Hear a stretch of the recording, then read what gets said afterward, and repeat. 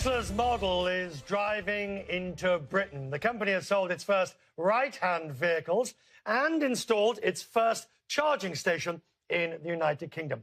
The company's chief executive, Elon Musk, says the UK could become Tesla's biggest market behind the United States and China. And Tesla can't just drop the cars off the ferry. The company must also build out a charging network to make the whole electric car concept viable. There are charging stations, but of course none of the supercharging that really makes these high-performance vehicles worthwhile. You don't want to have to wait and get married and divorced in the time it takes to charge your vehicle. It perhaps is no challenge for Elon Musk. He's disrupted the auto industry, the space industry, the solar industry, and he's even the inspiration for Tony Stark, the billionaire inventor and superhero in the Iron Man films. So this weekend, I was privileged to sit down with Elon Musk and find out where Tesla's expanding next. Right now, the priority is the UK, and it's building out a network of superchargers so that people can travel with freedom anywhere in the British Isles, UK and Ireland.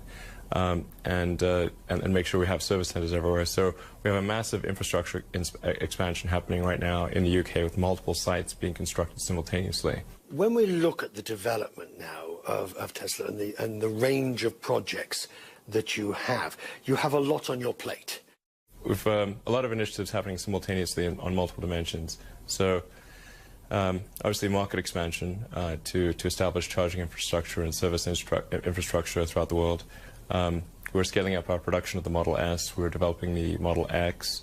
We're in the early stages of the Gigafactory, which we'll break ground in the next, probably this month, actually. And then long term, there's the affordable mass market car, which is that development has to happen in parallel with the Gigafactory.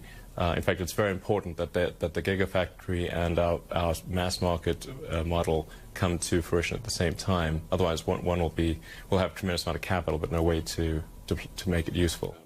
Do you think the market, and I'm not going to ask you where you think your share price should be, because you wouldn't tell me anyway, if you look at this volatility, that often suggests speculation and a lack of understanding of long-term strategy? Yeah, there's a lot of speculation. I mean, necessarily, if you look at, say, our trailing revenues, our market cap makes no sense.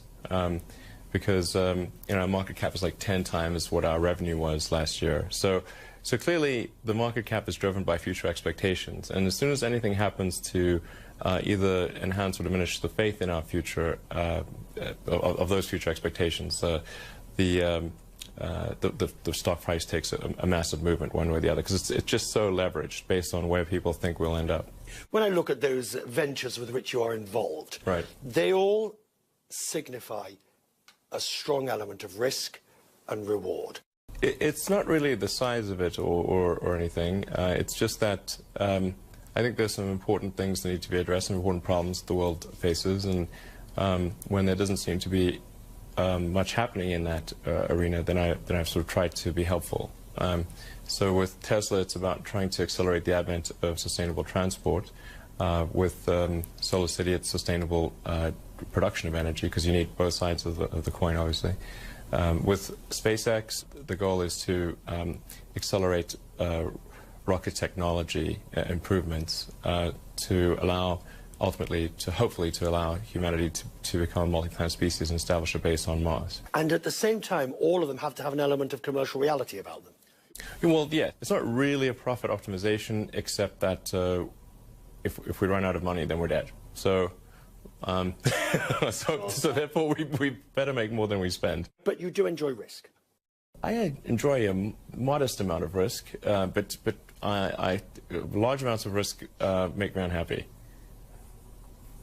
Right, so I was unhappy for quite a few years there. I mean, I sort of like where things are now. I think we're in sort of a, touch wood, a good sort of space. I mean, things are sort of in the, more good than bad, which is great. But it's certainly been really in the last maybe year and a half that we've been in that situation. Do you understand, can you understand the Tesla phenomenon? Yes, we're punching way above our weight, yes. But our weight is small. we actually have to make a car that's not a little bit better than the competitors, because if it's only a little bit better, then why would customers bother buying it? It has to be a lot better than any of the existing cars. Will you still be chief executive of Tesla when the Gigafactory opens? Yes. When the X comes online? Definitely. So, no, I'm absolutely committed through volume production of the affordable third-generation car. At that point, I'll have to consider whether it's, me being CEO is still the right thing, and whether it's, and I can sort of stay sane, which is, I think, important, because I think sort of insane CEOs probably don't do the best jobs.